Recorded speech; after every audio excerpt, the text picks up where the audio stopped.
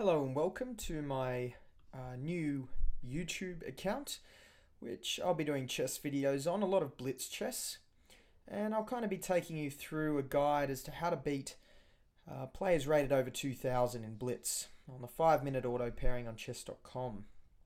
So just waiting for an opponent at this point. My rating has dropped significantly over the last week.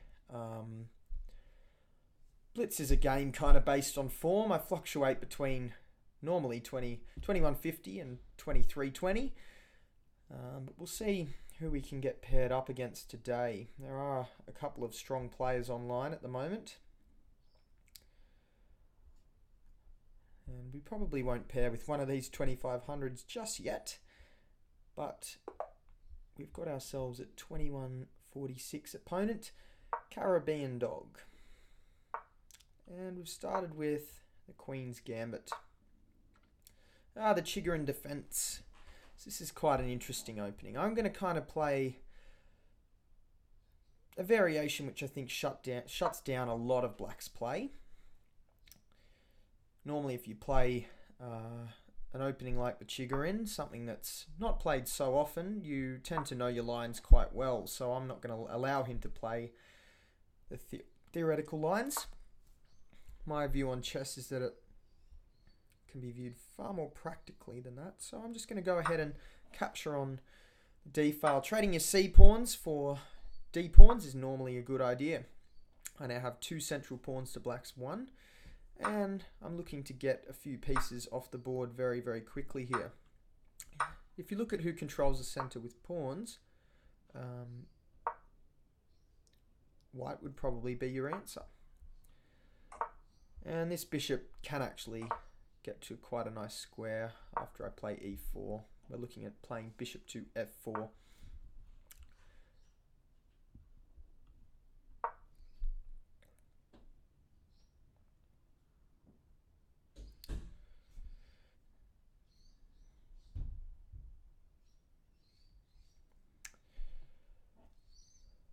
So the opening is being played quite quickly. We're reaching the middle game now.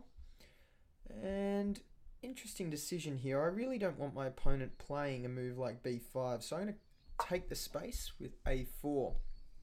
Something which Magnus Carlsen has become really, really good at doing in recent times.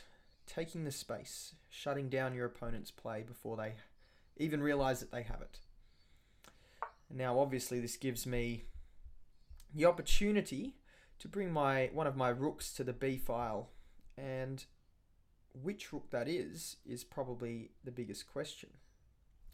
And I'm going to play my a rook just to allow my f rook to stay nice and freed up. And we see pawn to b6. So this is quite an interesting move actually.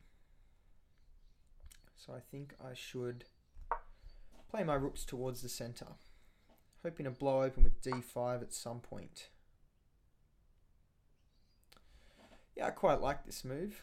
I'm going to play a quiet move here, h3, just to clear the back rank space for my king, and also give my bishop a nice retreat square if we get them, such as g5. So finally we see e5, challenging the center. It's important to play slowly.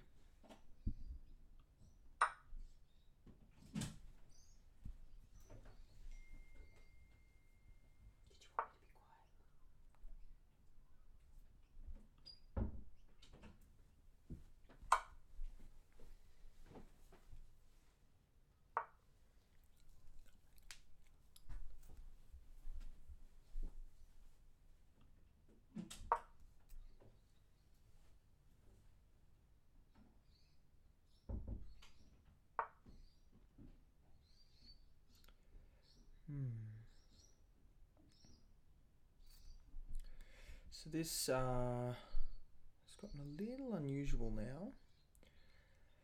I may have given away a bit of my advantage, but that's okay. We will see what we can do with this position.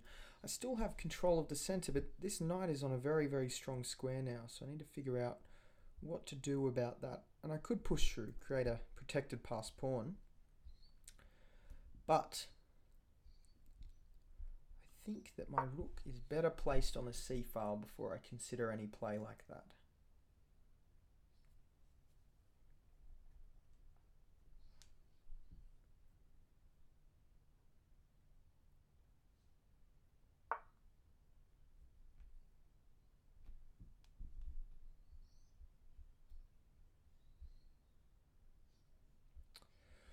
An odd looking move now, but I'm going to go ahead and give it a shot.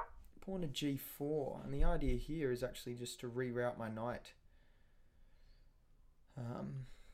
May not quite be quick enough, so black now swaps off the queens. Probably a smart idea, but I still feel that I hold some sort of advantage in this ending.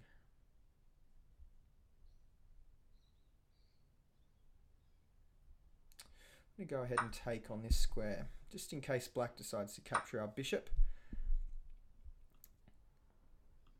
And we're probably quite happy to kick that bishop away at this point, because my knight can jump into this nice square, e5. And finally our knight is doing something. We're now eyeing both c6 and f7. As expected, and the bishop will probably consider capturing here.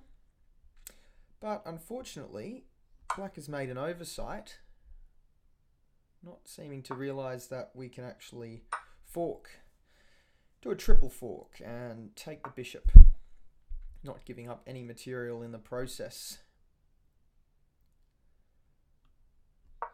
So it should be pretty smooth traveling from here. And we may even see a resignation in the next couple of moves. So I'm just going to let black play what he wants. I'm going to take that e5 square back for my knight.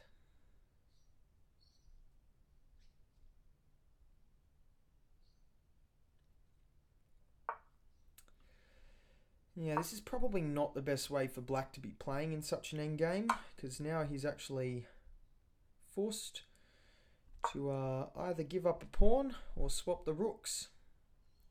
Of course, if he comes back and defends this rook, I can get a lot of pressure. And there we have the resignation. So, quite an interesting game. The Chigga in defense, one that I don't often face, I will admit. However, I think we handled it quite well. Just taking control of the center, castling early. Now, on this move, I probably could have played pawn to a4 a little bit sooner. But nevertheless, bishop f4 was a really nice try anyway, and I think that we played a reasonably solid game. Thanks for watching. Make sure to like and subscribe.